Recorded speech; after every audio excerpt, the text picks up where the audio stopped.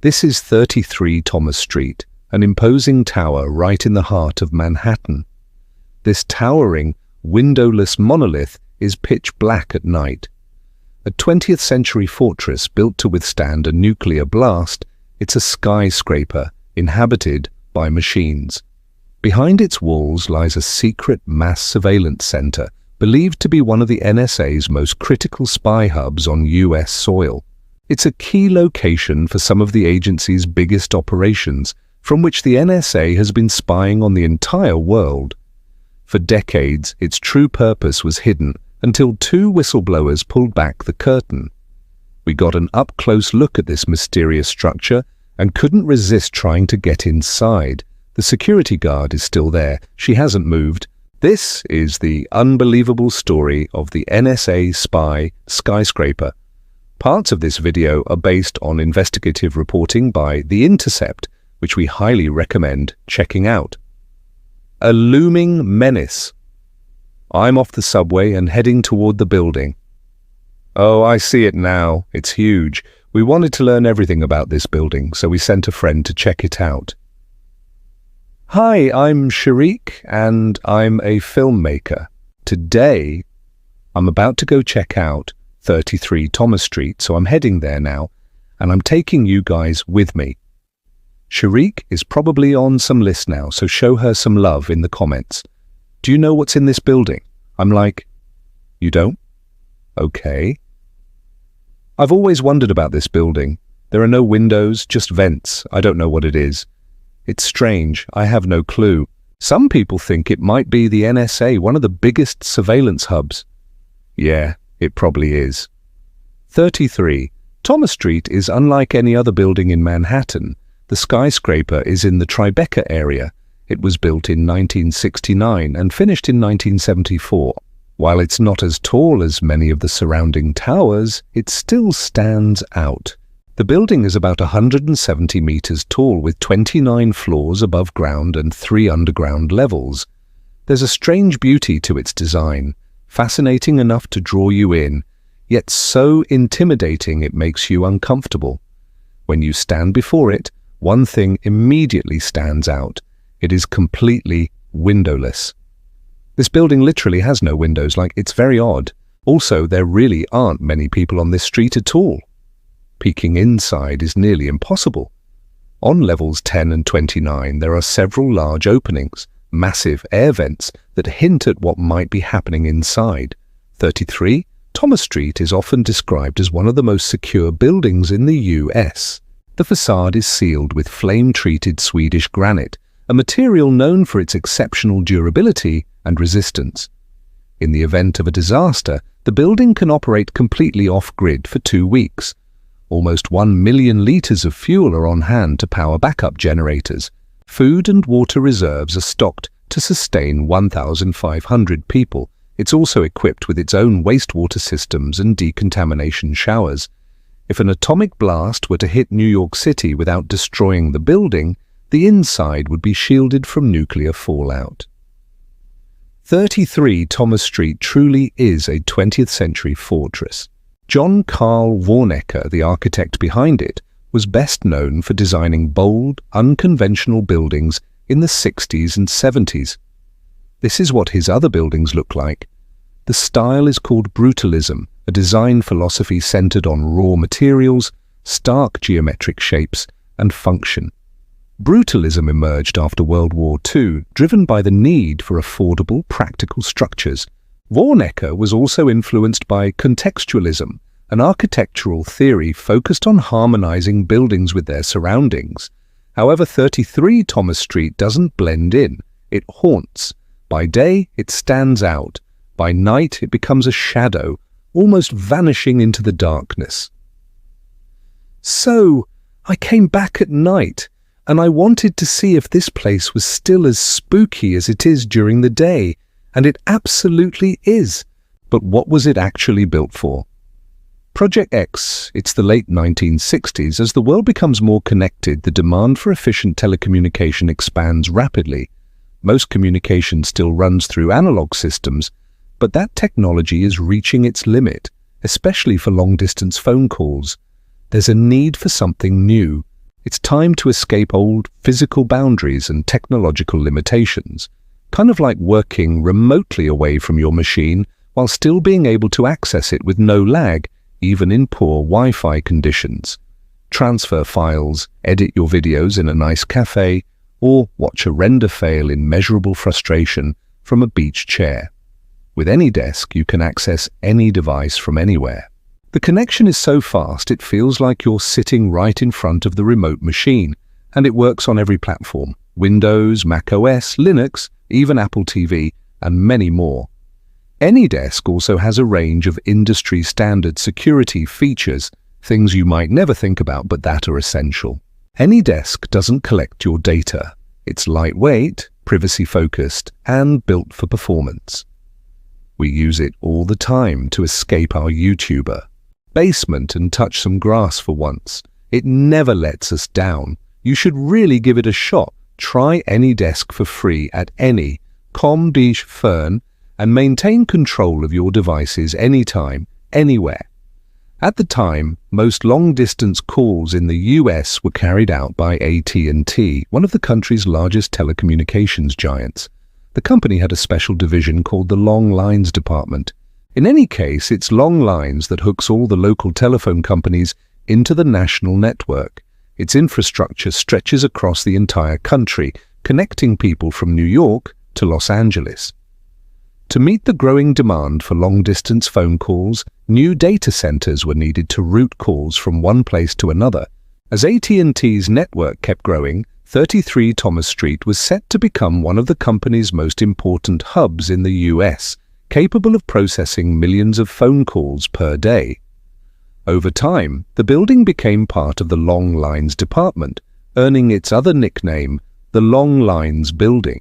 In some of Warnecker's original design documents, the building is simply referred to as Project X, a visionary monument with modern capabilities, with architecture that perfectly serves the needs of machines. And unlike humans, machines don't need windows, just powerful ventilation systems to handle the heat they generate and keep temperatures stable. 33 Thomas Street is packed with tech. These are some of the only publicly available photos taken inside the building. Racks filled with electronics, rooms packed with telephone equipment, and massive rows of batteries, likely part of the backup power system. At the heart of it all were 3 enormous 4ESS switches. Each switch was made up of multiple individual machines. At the time, they were the largest high-capacity digital switches ever built, and the first system to route phone calls digitally. This is how they worked. Imagine you live in New York, and you want to call your niece in California. When you pick up the phone and dial her number, your local phone system routes the call to a central hub, in this case, 33 Thomas Street. Inside, your voice is digitized and passed through a switch that sends the call to its destination. The 4ESS switching machines were smart. They automatically selected the best path to route your call across the network, a major innovation back then. Now the backbone takes over. Microwave relay towers transmit the signal from one to the next, spaced roughly 30 miles apart. Your call hops from tower to tower until it reaches another hub with the same type of switch in California. At the end of the line, your niece picks up, and just like that, you're connected. Over time, the relay towers vanished. Fiber optic cables took over, carrying much more capacity. But the need for central hubs remained. By the 1990s, an average of 175 million calls per day passed through 33 Thomas Street. With millions in and around New York City increasingly depending on uninterrupted communication, this facility had to be absolutely secure. The Long Lines building became the nerve center of communication in New York City. In fact, it became indispensable. September 17, 1991, in the middle of the night, a power failure at 33 Thomas Street shut down half the phone traffic. Calls in and out of New York went dead. Air traffic control also went down at 3 major airports. Flights were thrown into chaos, some delayed by as much as 4 hours. The power failure was caused by a combination of technical and human error. 2 4ESS switches shut down completely and a third was partially affected. Of course, 33 Thomas Street was prepared for this, or at least should have been, but due to yet another technical failure, the backup generators didn't kick in. As a result, over 5 million calls were blocked, and air traffic communication to nearly 400 airports was disrupted. On this day, 33 Thomas Street proved just how critical it was to the nation's telephone infrastructure. Sure would be nice to tap that. Room 641A 9/11 changed the US forever. In response, the government doubled down on the war on terror. Within days, the Patriot Act passed, granting intelligence agencies broad powers to expand mass surveillance. The NSA's primary role is to gather foreign intelligence, but to do that they need partners. It's 2003. This is Mark Klein, a technician at AT&T. His job is to maintain equipment at one of the company's internet and telephone hubs in San Francisco. One day, he notices something strange on the floor below, a door with no handles. It just has a sign on it, 641A. The room sits directly below the 7th floor server room, where internet traffic from millions of people flows every day. Klein is curious. He wants to know what's behind that door. Eventually, he comes across the building plans and slowly starts putting the pieces together. Room 641A is wired directly to the internet room upstairs. Klein discovers that it houses a device known as a splitter. A splitter copies internet traffic, the very data flowing through the servers above, emails, phone calls, pictures, videos, the communications of millions, all duplicated and sent into room 641A. Mark Klein realizes he's uncovered something huge, but for now he stays silent. He's scared and unsure if anyone would even believe him. In 2005, news breaks. President George W. Bush has quietly authorized the NSA to spy on American citizens. This is the moment Mark Klein decides to go public. With the help of a digital rights group, he files a class action lawsuit against AT&T on behalf of everyone whose data was secretly monitored. But in 2008, the case gets dismissed. Congress passes the FISA Amendments Act, a law that retroactively legalizes the surveillance program and grants AT&T legal immunity. Still, Klein's actions leave a mark. He exposed room 641A and revealed that AT&T was helping the US government spy on its own customers. And his revelations are just the beginning, the calm before a much greater storm. In 2013, a 29-year-old NSA analyst tells his supervisors he's taking a couple of weeks off. He says it's for epilepsy treatment. In reality, he boards a plane to Hong Kong. Here, he will leak top-secret NSA files to the press and inform the public about sweeping privacy violations. Former CIA employee and computer is on the top-secret information about NSA Edward Snowden. Edward Snowden shares thousands of classified documents with journalists, highly sensitive material that offers a rare look inside the NSA surveillance machine. The Snowden files reveal something staggering. The NSA hasn't just been spying on US citizens, but also on politicians, allies, foreign governments, and even world leaders. A global scandal erupts, exposing the vast scope of the agency's mass surveillance program. Journalists around the world begin working together, combing through the documents and gradually releasing them to the public. Over the following years, pieces of the puzzle come together, one at a time. And in 2016, reporters at The Intercept go public with a shocking discovery. Intelligence agencies use code names to conceal sensitive operations. In the leaked NSA files, some of these code names appear again and again. One of them is Blarney, a surveillance program focused on intercepting foreign communications flowing into the US. Another program is called Fairview, a partnership between the NSA and a major unnamed US telecom operation. And then there's this, Titanpointe. The leaked files identify Titanpointe as a secret NSA surveillance site hidden in the heart of New York City. Titanpointe appears to house highly specialized technology, including so-called foreign gateway switches with RIMROC access. RIMROC is code for 4ESS switches, And then there's lithium. According to the files, lithium is a partner responsible for supervising Titanpointe. Earlier reporting had already revealed what lithium really stands for: AT&T, the owner of 33 Thomas Street. Journalists at The Intercept start connecting the dots, and they conclude that Titanpointe is a code name for the Long Lines building. Their investigation reveals that the NSA has been using 33 Thomas Street as a major mass surveillance site. The building even shows up in a leaked travel guide meant for NSA agents. They're told to prepare cover stories for both family members and co-workers.